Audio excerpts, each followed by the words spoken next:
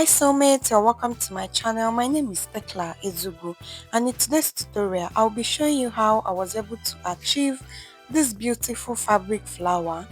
And if this sounds like something that I like to learn, then go and like this video and subscribe to this amazing channel.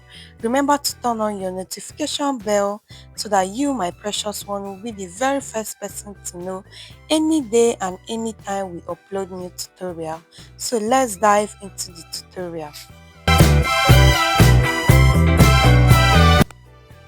So for this very tutorial, we are first going to be hand drafting, and for this my fabric flower, the height I'm using currently is height of 6 inches and the width is 5 inches, just the way you can see me putting that down. So I'm going to have a box, and then from that box I'm going to draft the first layer of my flower and the second layer and then the third layer. So you are going to decide how many layers you want for your flower. For me, I'll be using 4. You can decide to use 5 or 6 to have a fuller effect. So after drafting that, I then went ahead to mark the center of my box.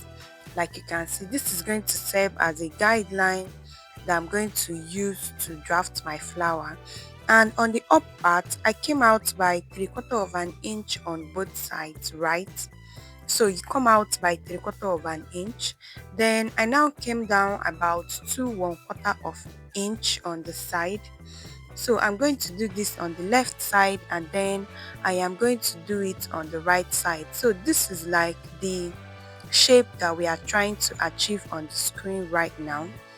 Then on the down part, at that center part, I'm also going to come out by about 1 inch on both sides. So that I'm going to go ahead and connect the down part of it to it with my curved ruler. So this particular one is going to serve as our first flower. Remember that I said they are going to be in layers. So this particular one I'm curving now is like the first part. Then from this particular box again, we are going to get the second and the third and the fourth and then the fifth and sixth, depending on how many layers you want to use. So you can just see the way I'm trying everything with my curved ruler, just so that I can be able to blend the line. Make sure that your pattern is curved and blended at all parts. I'm just going ahead to blend that. You can see that our first flower is out. Then for the second one, I'm actually going to come down by about 1 inch. Then on the side part where I came out by 1/4 of an inch, I'm going to come out as well by 1/2 inch. And then on the down part, I just came in by 1 line. When I say 1 line, I mean like 1 line on your tape, from this particular line to the next line, not even up to 1/4 of an inch. Then I went ahead to give it a curve, and I'm just going to go ahead to curve it to that place where I came down by, where I came out by 1/2 an inch, and I'm going to connect it to that half line on the down part. So if you are looking at your screen, you will definitely understand this thing that I am saying. And remember what I said, that all the curves of your line must be blended, and you must not necessarily start at 6 inches. You can try to start yours at 5 inches. So for the third part of my flower, I came down by about 3/4 of an inch, and then I'm just going to go ahead to come out by half inch again. At first I came down by 1, then I noticed it was too down.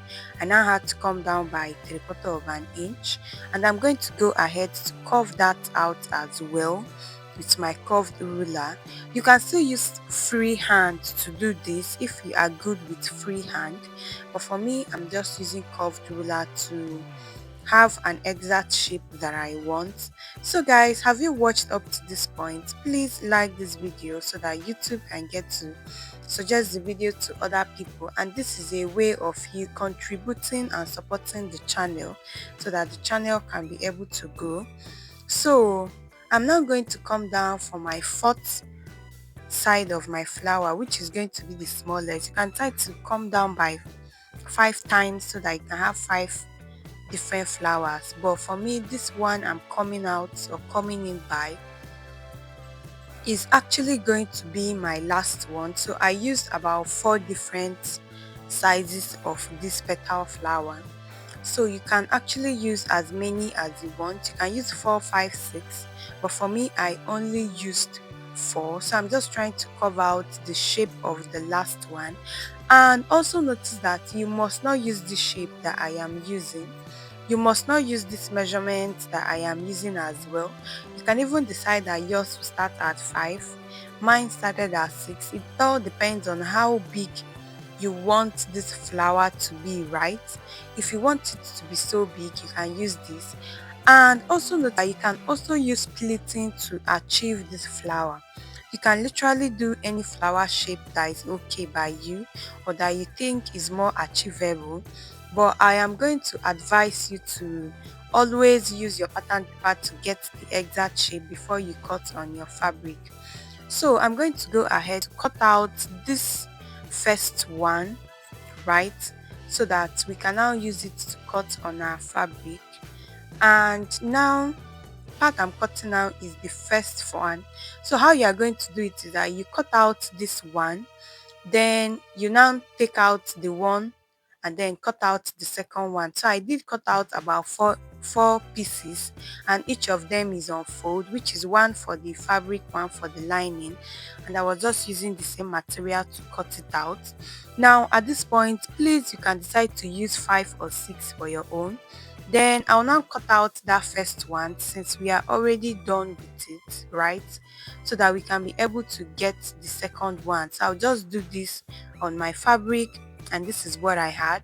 I've cut out about 4 pieces again, and each particular one is on fold. You can decide to cut 5 pieces or 6 pieces for yours, and then I'll just go ahead to place that to show you. And I'm now going to also go ahead to do the same thing for the third and then the fourth size of the flower. I'm just placing this so that you see different ways that you can place your flower. There is no particular way for you to do this. Just be creative and be open-minded. You can definitely do it. And I'll advise you to make your own. Instead of doing four pieces like I did, you can decide to do 5 or 6 per one. When you are actually sewing this, please buy up to 1.5 yard of fabric for it. Yes, just for the flower alone, buy up to 1.5 yards so that you do not have any shortage. So after cutting out, this is what I have. Each of it is actually 8 pieces, and it is going to serve as for each pattern that we cut, which is one for the fabric lining into 4 different places. So I went ahead to turn them with about half height or 1/4 of an inch, and I'm just notching. At this point, I've stitched round all of them except on the down part. The only part I did not stitch is the part, and then I'm just going to go ahead to turn that out so that you see exactly what we, and you can see how that looks. And after turning all of them out, what you're now going to go ahead to do is to iron them, right? Especially if you want it to be so fluffy, you can decide not to iron. In fact, I will advise you to iron your fabric before you start so that you will not have any need to iron this flower at all. You can see what I have, and I'm just going to go ahead to turn every other one. I also went ahead to cut out a circle in which I'm going to sew this on top. Just cut out a small circle that you can work with, and also cut out the circle on fold and also turn this as well, right? So that it can also be a close edge and it can have a very nice finishing. So after I was done turning all of them, including the circle, this is what I have. I'm just placing it to show you how it should look, right? So you can see that. So right now I'm now going to go ahead to stitch it on that circle part like so. And while stitching, you can decide to pleat each one so that it will be a more fluffy shape. Then I'll just go ahead to do that. But for me, actually going to go ahead and iron out this bricks because I didn't iron before starting. So I'll just go ahead to stitch around it on my sewing machine. I'll stitch it one by one, and I'll also be forming pleats in between while doing that. There's no particular way to arrange this flower. You can literally do it any way you want. And when I got to the last one, my machine was not sewing it already, so I just had to use needle and thread to hold it together. Then you can see the shape that this is giving. I will also advise that if you don't want your flower to be so big, you see that's where we started by 6 inches. You can decide to start by 5 inches, right? So after stitching down the two, this is what I had. I'll just go ahead to sew down the last two. At this point, because I was running out of fabric, I was just using both white and off-white fabric, and the bias I used for my dress is actually off-white. So that was why I bought off-white fabric in the first place. So after stitching that, this is what I have. You can use a circle stuff to close up this part, or you can just put an applique there. So guys, thank you so much for watching. Have you subscribed to this channel? Remember that our online classes is still ongoing, and I can't wait to there. See you in my next video, and remember to tack your flowers before your fabric so that it doesn't, slant or something like that, so that it can be well arranged. And use needle and thread to do that as well. If you enjoyed this 3-part series, please tell us in the comments. It's going to serve as a source of encouragement. Thank you so much for being here. Which other tutorial do you want to see on this channel? See you in my next video. Bye.